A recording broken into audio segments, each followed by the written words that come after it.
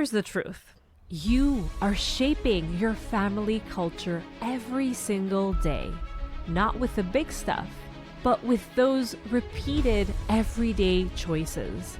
What you say when someone's upset, how you transition between tasks, what you name as important, where your attention goes.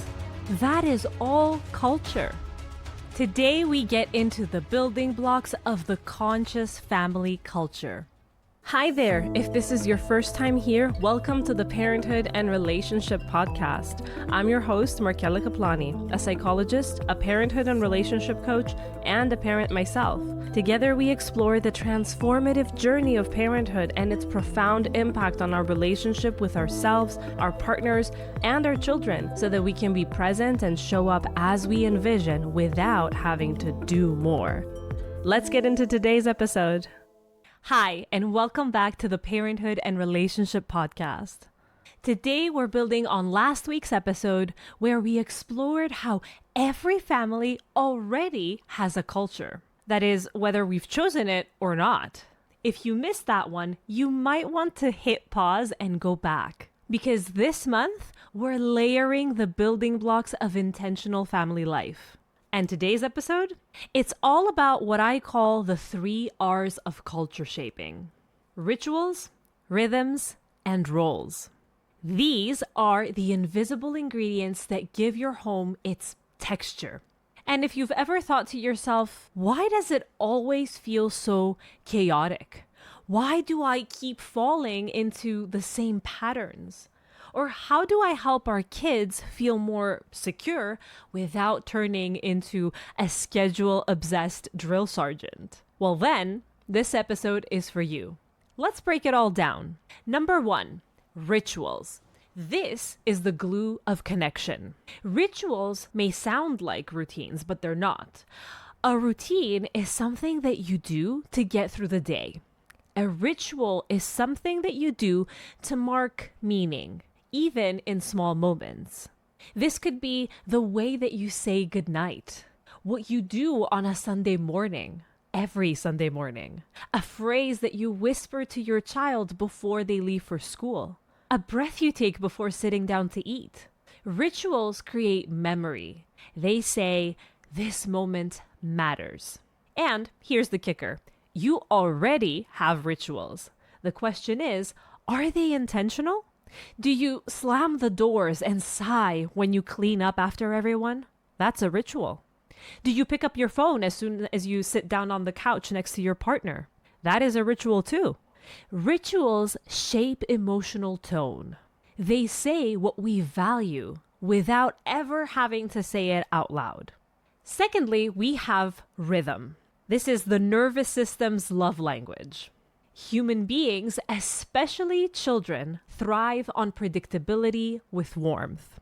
Not rigidity, not perfection, but knowing what's next. Feeling the pulse of the day.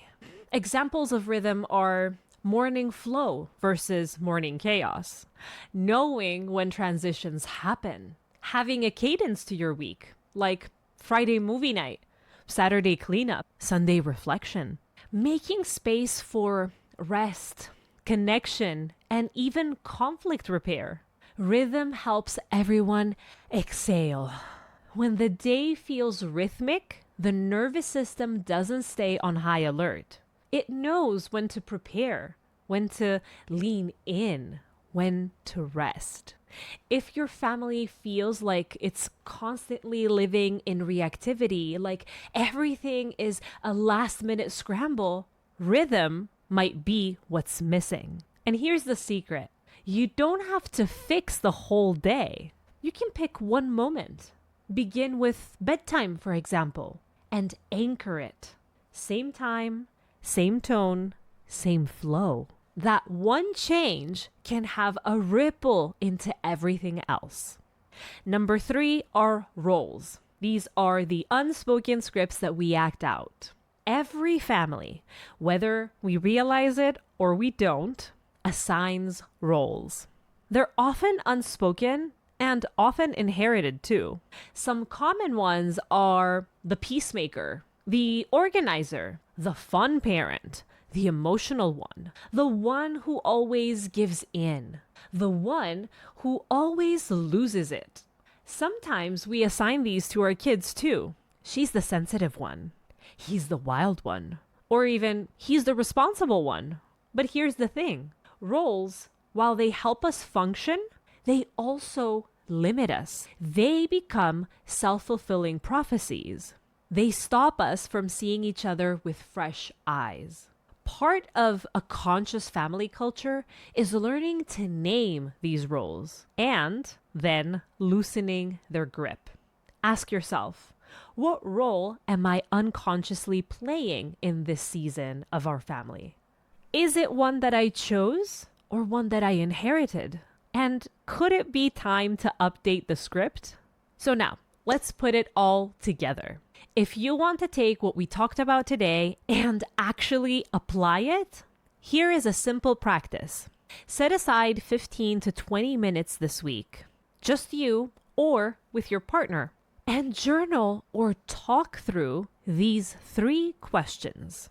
1. What small rituals do we already have, and which ones do we want to create more intentionally? 2. Rhythm. Where in our day or our week does rhythm feel strong, and where does it fall apart? 3. What role am I playing in our family right now? How do I feel about that? This is not about changing everything. Again, we want to start with awareness. Pick one ritual that you want to strengthen. Choose one rhythm that you can anchor. Reclaim one role that no longer serves you. Let it go. That is more than enough.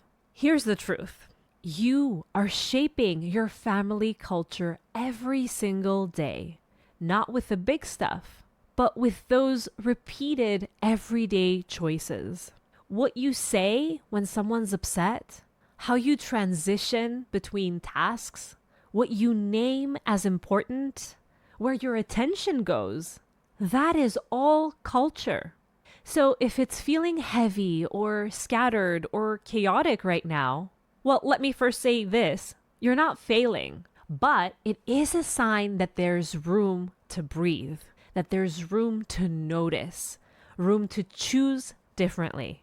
In next week's episode, we're going even deeper into the often messy world of values. Not the ones we post on Instagram, but the real ones. The ones that we actually live by, even if we don't mean to. So stay with me. And if you want to take this deeper to help you reflect on rituals, rhythms, and roles that you play that you may have assigned to your children, to your partner, don't miss the Sunday Reconnect newsletter. You can subscribe at markelakaplani.com/newsletter and you'll receive it in your inbox. Until then, take a breath, choose one small thing, and remember, you're not just surviving the day. You're creating the atmosphere your children will one day call home. Take care of yourself. You're already doing an amazing job. I'll see you next Sunday. Bye-bye.